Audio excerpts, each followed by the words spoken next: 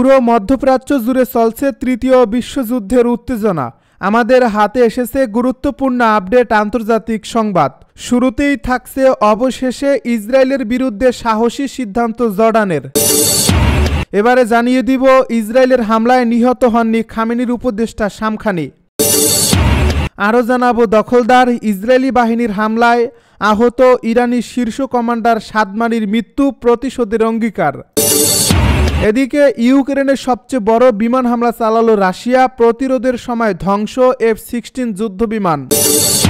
সবশেষে জানিয়ে দিব গাজায় যুদ্ধবিরতি নিয়ে ইসরায়েলকে স্পষ্ট বার্তা ট্রাম্পের। এতক্ষণ শুনছিলেন আপডেট আন্তর্জাতিক সংবাদের শিরোনাম, এবারে বিস্তারিত। তবে তার আগে অনুরোধ রইল ভিডিওটিতে একটি লাইক এবং কমেন্ট করে জানিয়ে দিন ভিডিও সম্পর্কে আপনার মূল্যবান মতামত। আরও জানিয়ে দিন ভিডিওটি কোথা থেকে দেখছেন বা কোন জেলা থেকে দেখছেন। অবশেষে ইসরায়েলের বিরুদ্ধে সাহসী সিদ্ধান্ত জর্ডানের। যুব বাস্কেটবল বিশ্বকাপে ইসরায়েলের সঙ্গে খেলতে অস্বীকৃতি জানিয়েছে জর্ডান। কয়েক সপ্তাহ ধরে জল্পনা কল্পনার পর জর্ডানের জাতীয় বাস্কেটবল দল আন্তর্জাতিক বাস্কেটবল ফেডারেশন FIBA-কে চূড়ান্ত সিদ্ধান্ত জানিয়েছে। দ্য টাইমস অফ ইসরায়েলের প্রতিবেদনে বলা হয়, জর্ডান আজ 2025 সালের অনূর্ধ্ব-19 বাস্কেটবল বিশ্বকাপে ইসরায়েলের বিরুদ্ধে খেলতে কোনো দল মাঠে নামবে না। যদি এটি করা হয় তবে ইসরায়েল সংকীর্ণভাবে জর্ডানের বিরুদ্ধে 20-0 টেকনিক্যাল জয় পাবে। গত রাতে ইসরায়েল সুইজারল্যান্ডকে 102-77 ব্যবধানে পরাজিত করেছে। অন্যদিকে জর্ডান ডোমিনিকান রিপাবলিকের কাছে হেরে গেছে। ইসরায়েলের হামলায় নিহত হননি খামেনির উপদেষ্টা শামখানি। ইরান ও ইসরায়েলের সংঘাত শেষ হতে না হতেই নতুন তথ্য সামনে এলো। জানা গেছে ইসরায়েলি হামলায় নিহত হননি ইরানের সর্বোচ্চ ধর্মীয় নেতার শীর্ষ উপদেষ্টা আলী শামখানি। শনিবার পুরোপুরি সুস্থ অবস্থায় যুদ্ধে নিহতদের জানাজায় হাজির হন তিনি। গত 13 জুন শামখানিকে হত্যার দাবি করে ইসরায়েল। বিষয়টি নিশ্চিত করে ইরানও। তবে ইরানের সরকারি বার্তা সংস্থা ইরিনা সহ বিভিন্ন সংবাদ মাধ্যম জানিয়েছিল শামখানি নিহত হননি, বরং গুরুতর আহত অবস্থায় হাসপাতালে চিকিৎসাধীন ছিলেন। তবে দীর্ঘ সময় ধরে তার কোনো ছবি বা ভিডিও প্রকাশ না পাওয়ায় তার মৃত্যুর গুঞ্জন জোরালো হয়ে ওঠে। শেষ পর্যন্ত রাষ্ট্রীয় টিভি ও সংবাদ মাধ্যমে তার উপস্থিতি ও সরাসরি সাক্ষাৎকারের সব প্রশ্নের উত্তর মেলেনি। জানা গেছে শনিবার ইসরায়েলি হামলায় নিহত সামরিক কর্মকর্তা ও পারমাণবিক বিজ্ঞানীদের জন্য একটি রাষ্ট্রীয় জানাজার আয়োজন করে ইরান। সেই জানাজায় নামাজ পড়া হয় শামখানির জন্য। এরপরই রাষ্ট্রীয় টেলিভিশন চ্যানেলে IRGC-তে প্রচারিত এক সাক্ষাৎকারে হঠাৎ করেই দেখা যায় আলী শামখানিকে। একই দিনে তিনি অংশ নেন নিহতদের সম্মানে আয়োজিত জানাজা অনুষ্ঠানে, যার ছবি প্রচার করছে IRGC। এ সাক্ষাৎকারে শামখানি জানান, ইসরায়েলি বিমান হামলার সময় তার বাসভবন ধসে পড়ে ও তিনি প্রায় 3 ঘন্টা ধ্বংসস্তূপের নিচে আটকে ছিলেন। তিনি আরও বলেন, আমি ধ্বংসস্তূপের নিচ থেকে ফজরের নামাজ আদায় করি। প্রথমে ভেবেছিলাম এটি ভূমিকম্প, কিন্তু যখন গাড়ির শব্দ শুনি তখন বুঝতে পারি যে এটি একটি সামরিক হামলা ছিল। তিনি আরও বলেন, আমি পুরো সময়টা সচেতন ছিলাম, কিভাবে বের হব তা পরিকল্পনা করছিলাম, ভয় পাইনি। পূর্বের অভিজ্ঞতা আমাকে মানসিকভাবে প্রস্তুত রেখেছিল। শামখানি জোর দিয়ে বলেন, ইরানের সেনা ও নিরাপত্তা বাহিনী পুরোপুরি প্রস্তুত ছিল, সব পরিকল্পনা আগে থেকেই করা ছিল ও সেভাবেই অভিযান চালানো হয়েছে। তিনি আরও বলেন, ইরান কোনো উত্তেজনা বা অনুপ্রবেশ প্রতিহত করতে দৃঢ় অবস্থানে রয়েছে। শামখানি আরও সতর্ক করে বলেন যে সবসময় সতর্কতা ও প্রস্তুতি বজায় রাখতে হবে। শত্রুর হুমকি প্রতিরোধে সামরিক সক্ষমতা আরও বাড়ানো দরকার।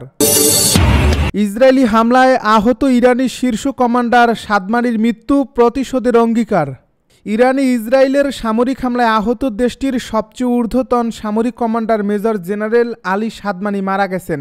ইরানের রাষ্ট্রীয় গণমাধ্যম এ খবর জানিয়েছে। বুধবার প্রকাশিত এক প্রতিবেদনে জানানো হয়, সাদমানির মৃত্যুতে ইরানের রেভলিউশনারি গার্ডস কঠোর প্রতিশোধ নেওয়ার অঙ্গীকার করছে।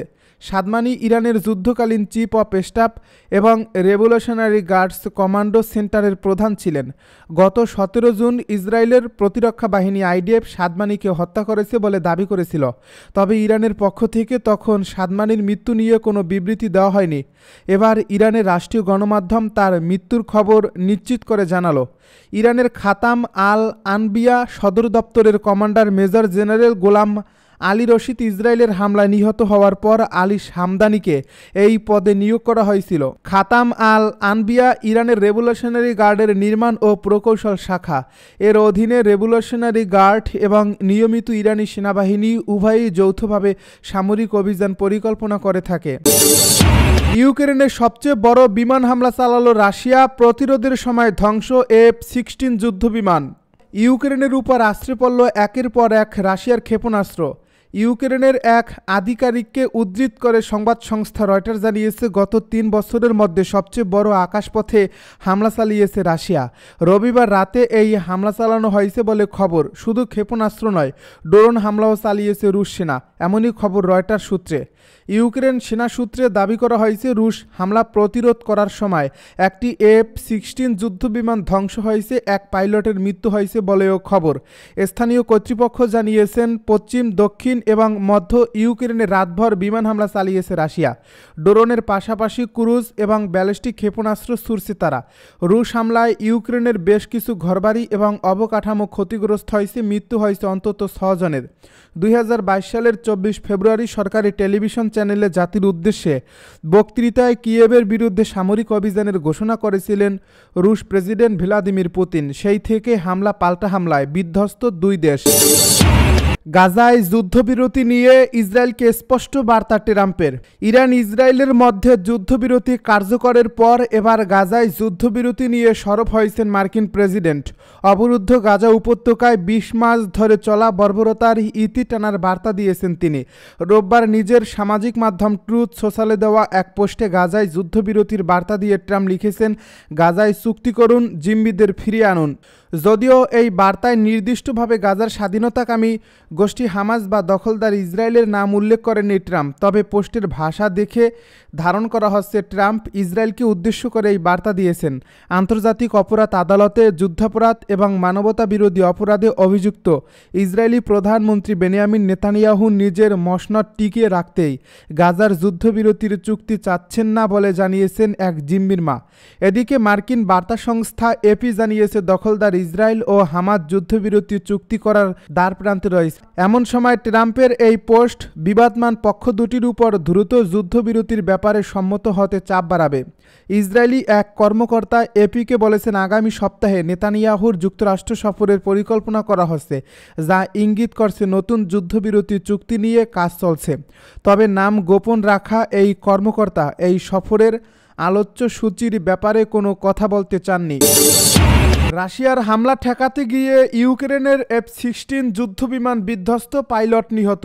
রাশিয়ায় বড় ধরনের ক্ষেপণাস্ত্র ও ড্রোন হামলা প্রতিহত করতে গিয়ে গতকাল শনিবার রাতে ইউক্রেনের একটি F-16 যুদ্ধবিমান বিধ্বস্ত হয়েছে। এতে ওই বিমানের পাইলট নিহত হয়েছেন। আজ রোববার ইউক্রেনের সেনাবাহিনী এ কথা জানিয়েছে। ইউক্রেনের সেনাবাহিনী বলেছে, যুদ্ধ শুরু হওয়ার পর এটি দেশটির 3য় F-16 যুদ্ধবিমান হারানোর ঘটনা।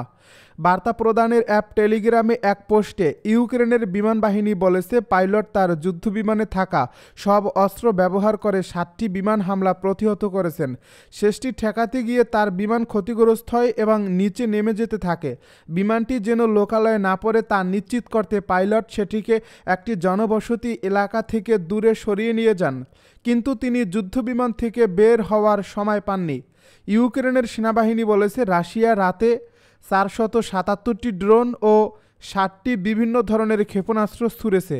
ইউক্রেনের বাহিনী এর মধ্যে 211টি ড্রোন ও 38টি ক্ষেপণাস্ত্র ধ্বংস করতে সক্ষম।